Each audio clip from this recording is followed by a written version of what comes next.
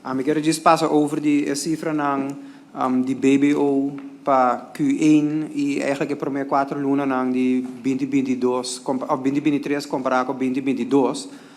Se nós vamos total na 2023, governo of departamento de imposto a cobra acaba 106,5 milhões na BBO, comparado com 2022, se estava de 71,2 milhões.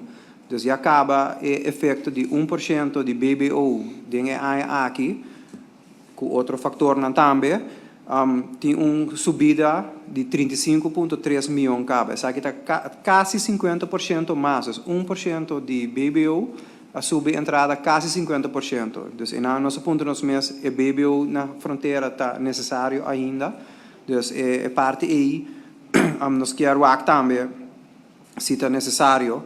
Se nós vamos eigenlijk Q1, o total revenue comparar 2022-2023, o governo está 22% mais alto comparado com o ano passado e a visa o BBO é grande parte de aceitador de BBO que está quase 50% mais alto que 2023.